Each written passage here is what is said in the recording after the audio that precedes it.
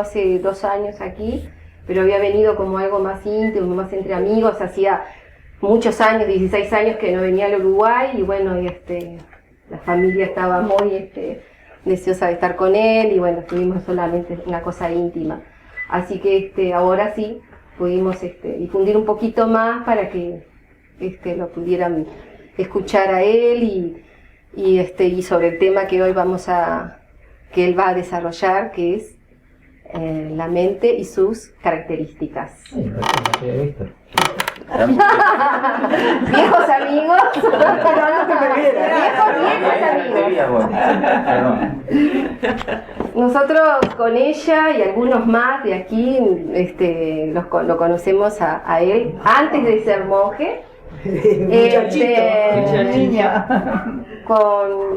Conocimos un maestro que era Brahmachari Humberto, y algunos ya lo conocen, una persona mayor, pero un sabio.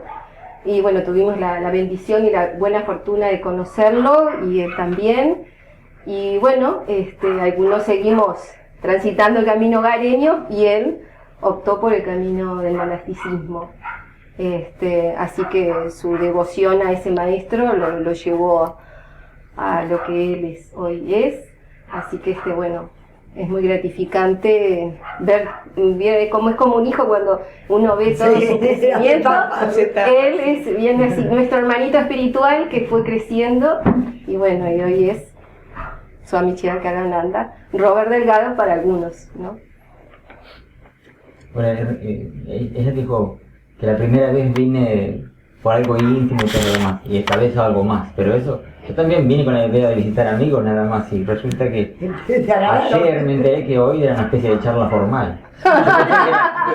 Yo pensé que era como habíamos hecho ayer en Atlántida, que tomamos un té y charlamos un poquito. Ahora resulta que hay toda una cosa armada, ¿no? Entonces esta mañana yo de apuro me arranqué hice unas notas para...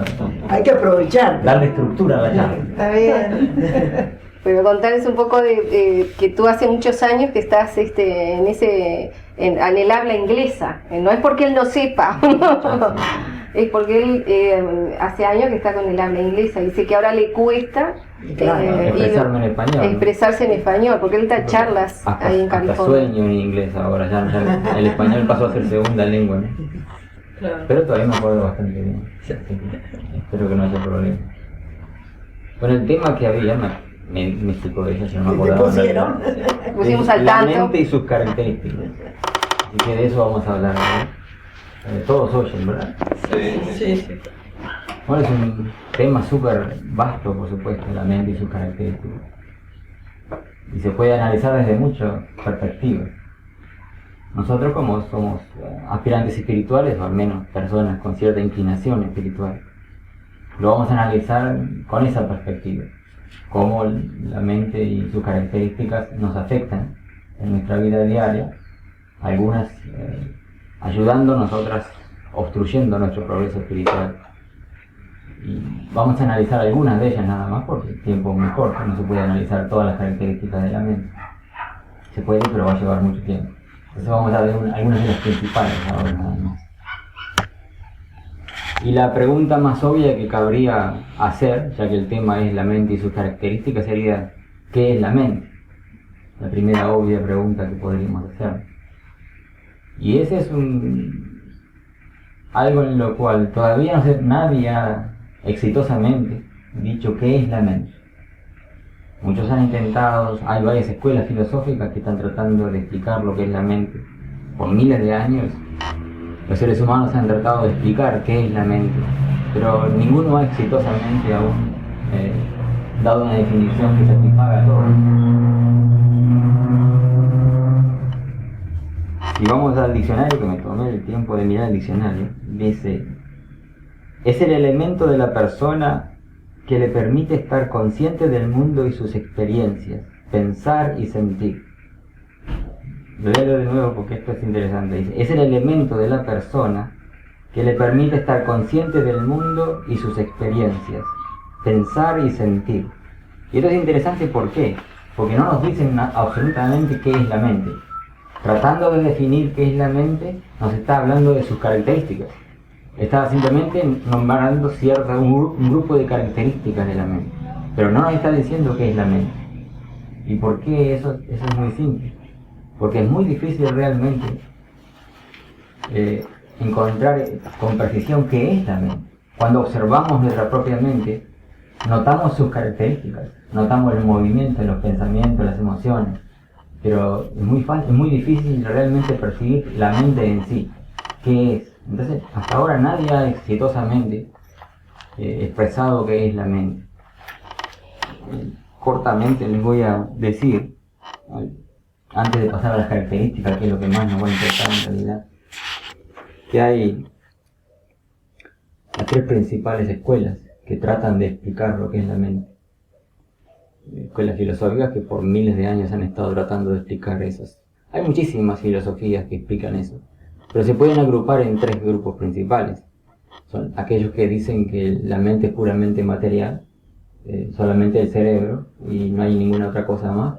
Todo puede explicarse materialmente, que los pensamientos y las emociones son simplemente el resultado de combinaciones químicas y reacciones eléctricas del cerebro, y con eso están satisfechos, reducen la mente a ese fenómeno y están satisfechos con eso. Después tenemos otros que tienen una postura doble, y esto es aplicable, esta postura la tienen incluso aspirantes espirituales también, no solo científicos. La postura doble que dice que existe la parte material, por supuesto, el cerebro, el sistema nervioso, pero hay otra parte de la mente que escapa más allá de lo material, que no se puede explicar todo el funcionamiento de la mente por un enfoque puramente material. Hay algo que va más allá y que no tiene una explicación material. Esa parte de la mente parece ser inmaterial en su comportamiento, en sus características. Así que aceptan esa doble estructura de la mente. Hay muchas escuelas que aceptan una doble estructura de la mente. Y después hay otras escuelas que son más idealistas en su enfoque. Y ellos sostienen que lo único que existe es la mente. Ellos dicen que el universo no es más que una especie de sueño que la mente proyecta y no existe de por sí, excepto en la mente. Así como durante el estado de sueño nosotros creamos nuestro propio universo y vivimos y reaccionamos de acuerdo a ese universo que creamos mentalmente mientras estamos durmiendo, soñando. Así, dice esta escuela idealista, también el universo entero es nada más que una proyección de la mente, pero no existe ninguna otra parte más que en la mente. Por supuesto, la primera y la tercera son posiciones extremas, pero hay muchos que adoptan esas posiciones extremas. Aunque la mayoría de los filósofos tienden a aceptar la doble característica, que existe una parte física y una parte más allá de lo físico. Vamos a esperar un poquito. Sí, que se calme un poco porque...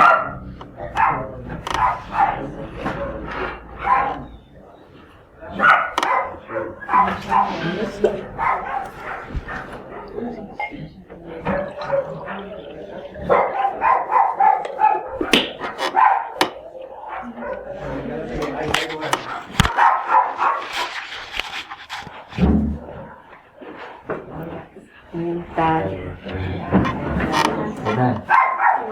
Buenas tardes.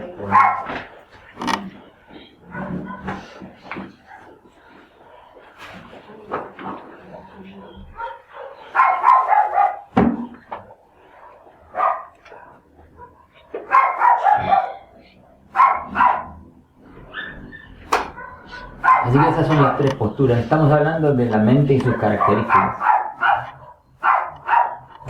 Así que esas son las tres posturas, las tres escuelas principales que tenemos para explicar, que intentan explicar lo que es la mente, pero nadie lo ha hecho satisfactoriamente aún.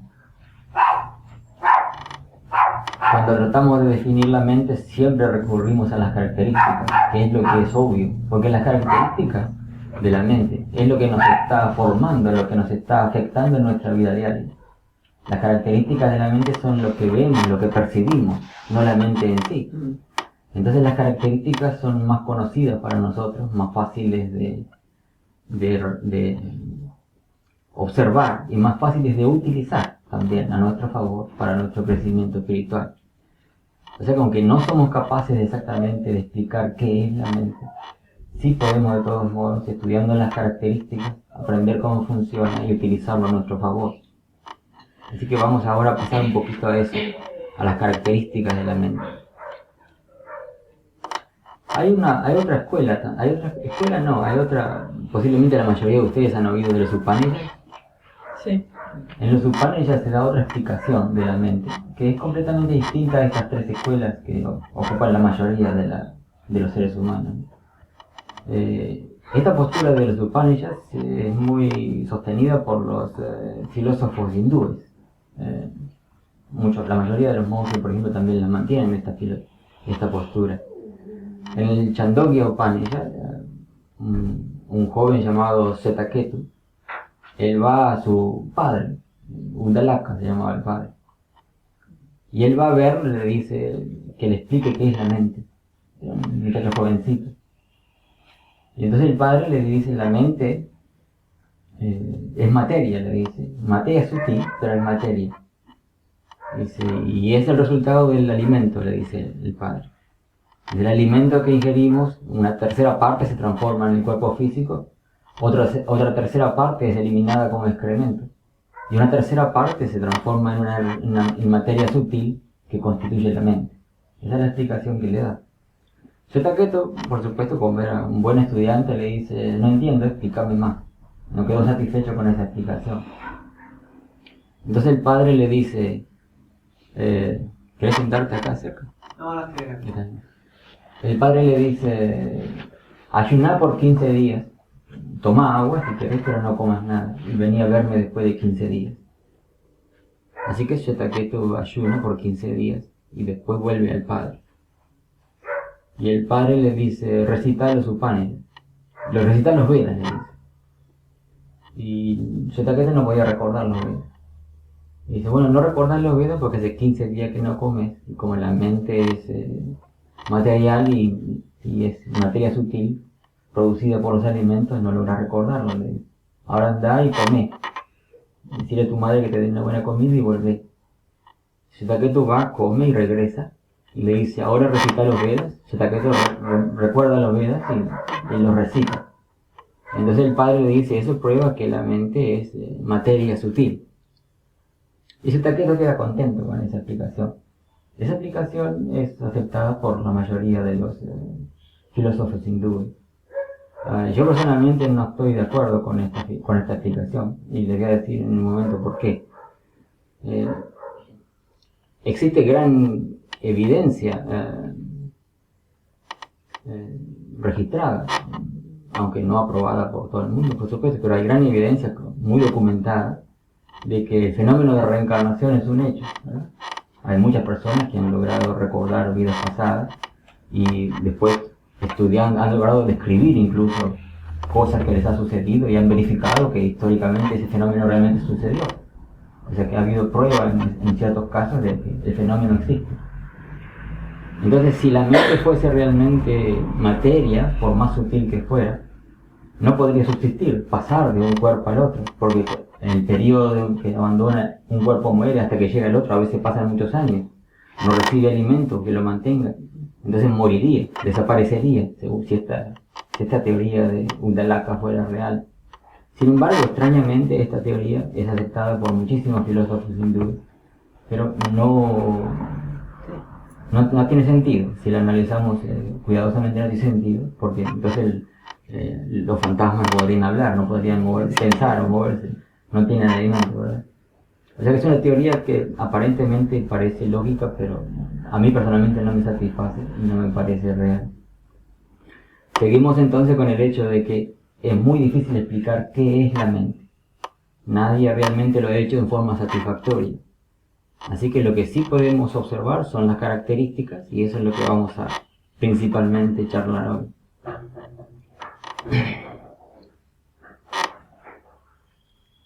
Otra cosa que les quería decir es que tienen la libertad de preguntar cualquier cosa que quieran preguntar, si no entienden, si no están de acuerdo. No se traguen lo que yo digo porque simplemente lo estoy diciendo. No acepten a ciegas nada de lo que digo. No pretendo ofender la inteligencia de nadie esperando que acepten lo que estoy diciendo. O sea que si hay algo que no están de acuerdo o algo que no entienden, pidan que se les aclare más. Ya está, no tengo problema en eso. Y no se preocupen por interrumpir y hacer preguntas si está un poco molesto.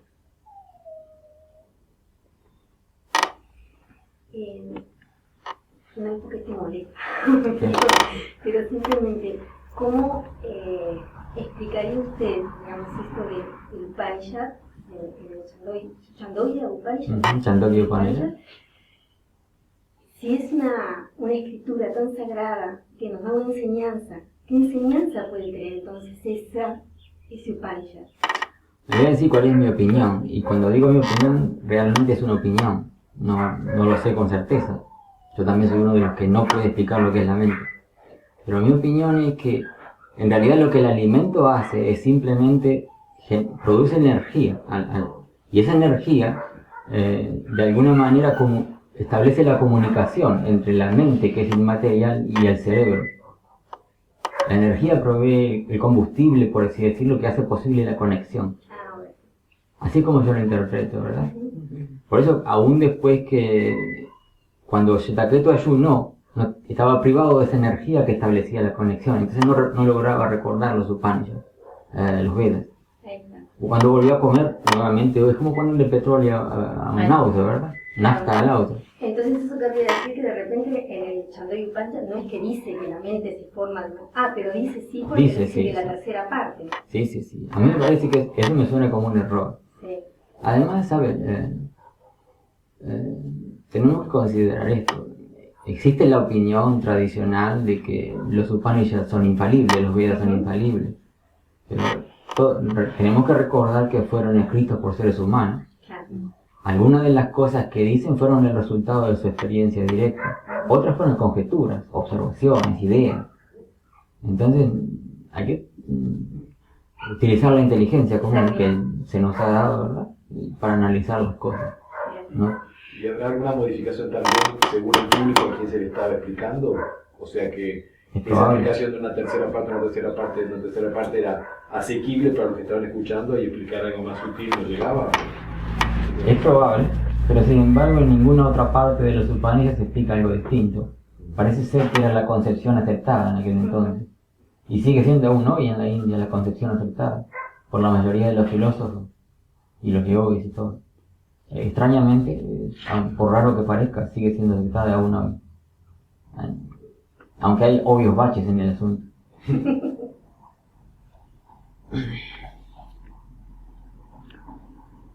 Bueno, ¿me traes un marcador? Voy a hacer lo que hice ayer para mostrarles. Sí. Ayer en Atlántida tuvimos una charla mientras tomábamos el té. Esa sí fue realmente informal. Cuchillo no. No cuchillo. Porque ayer usé un cuchillo.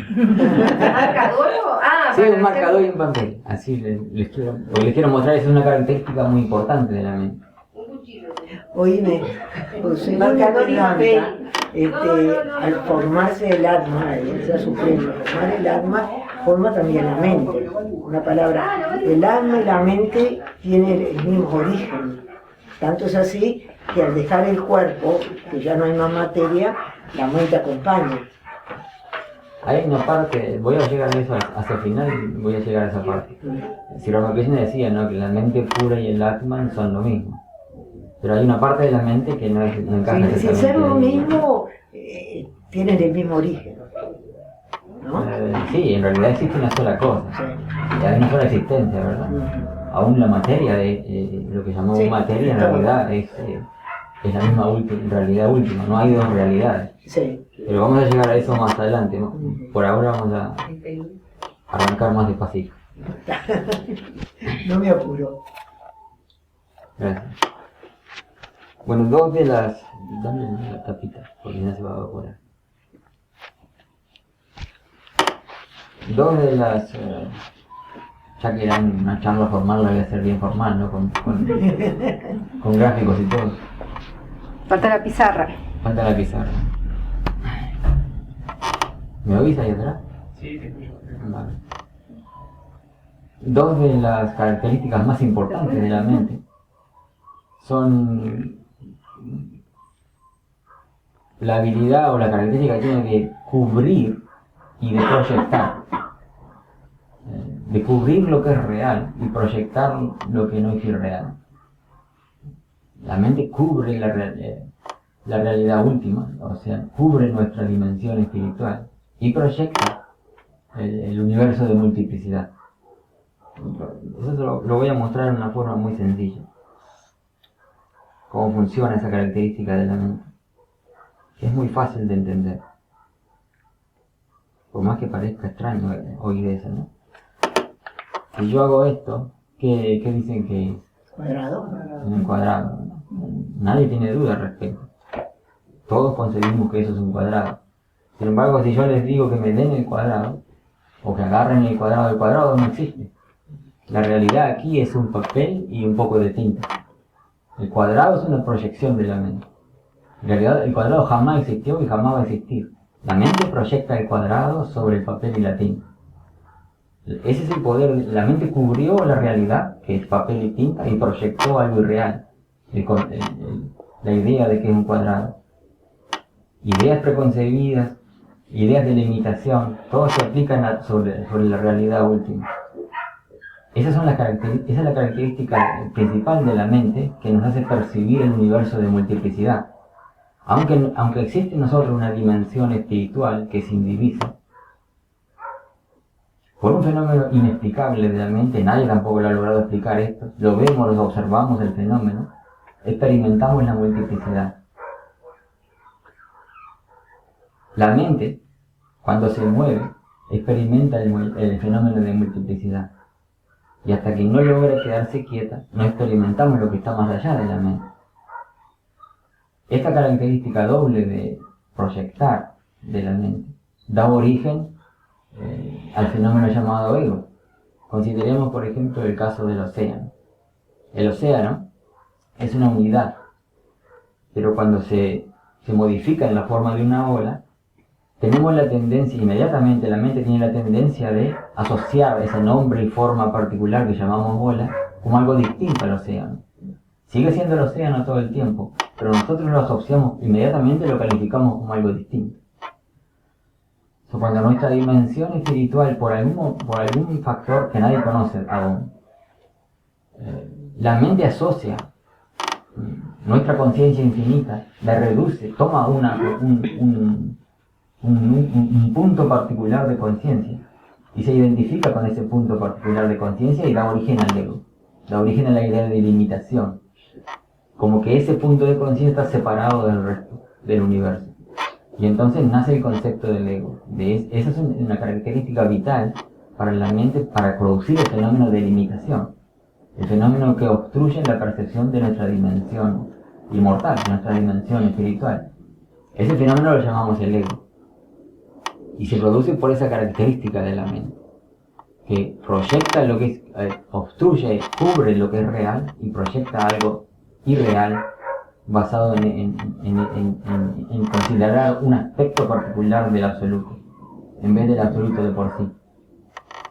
Es un fenómeno súper interesante, pero nadie lo puede explicar, sin embargo lo vemos todo el tiempo. Todos estamos conscientes de que nos sentimos distintos al resto, nos sentimos separados del resto. Sin embargo, hay estados de conciencia cuando el ego logra desaparece, aunque sea por un momento, en que percibimos que no estamos separados de nada. En realidad no existe el fenómeno llamado la personalidad siquiera. Cuando la mente se detiene. A eso vamos a llegar más adelante también. Imaginemos, por ejemplo, vamos a hacer así.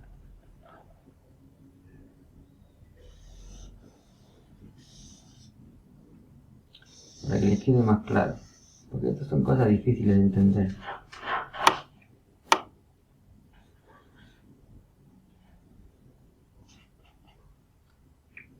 Imaginen que consideren una persona que ha logrado la manifestación perfecta de todo su potencial espiritual. Alguien que ha logrado la realización espiritual máxima. Consideremos aquí, esta línea es la manifestación perfecta de la espiritualidad. Así que le pongo la S de ser. Ese es el ser. Y esta línea representa la manifestación máxima de ignorancia en un individuo. el ego, ¿verdad? Le puse una E, suponemos que este es el ego. En el caso de un individuo totalmente identificado con la idea de soy fulano y no puede concebir ninguna otra cosa más allá. Y aquí hay una persona que ha logrado romper esa identificación y sabe que simplemente es, que existe, que es inmortal, que no tiene limitaciones.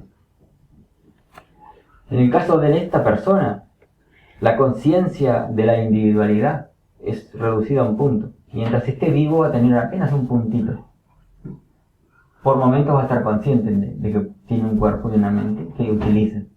Pero todo el tiempo está consciente de su dimensión espiritual también. Pero a medida que esa característica, la conciencia corpórea aumenta en un individuo, vemos que se expande esa conciencia a medida que la conciencia del ego es mayor, la conciencia espiritual es menor, se reduce, me volvió el inglés. Cuando la conciencia espiritual es mayor, la conciencia del ego es reducida en punto. Y cuando la conciencia del ego es mayor, la conciencia espiritual es reducida en punto. O sea que el fenómeno que ocurre es el inverso, ¿verdad? Así es como lo vemos manifestado en nuestra vida. Y a medida que progresamos, pasamos de esta línea hacia la otra. Por supuesto es un esquema muy rudimentario, no es exactamente así como somos, ¿no? Pero esto trata de mostrarlo gráficamente. Aclara. ¿Verdad? Se va reduciendo la conciencia del ego hasta el punto en que llegamos a nuestra manifestación espiritual superior. O viceversa, ¿verdad? La conciencia espiritual se va expandiendo hasta que logra su mayor manifestación. Pasamos del individuo totalmente identificado con el cuerpo al individuo que ha roto la identificación con la personalidad, con el hecho de que soy el cuerpo y la mente simplemente. Allá que vemos un fenómeno muy interesante. Vemos que la mente es el problema y la mente es la solución también. De ahí la gran importancia de estudiar y comprender las características de la mente. Porque a través de eso podemos utilizar esas características a nuestro favor. Podemos comenzar a comprender cómo funciona y de a poco tornarnos conscientes de que existe en nosotros una dimensión superior, más allá de lo físico.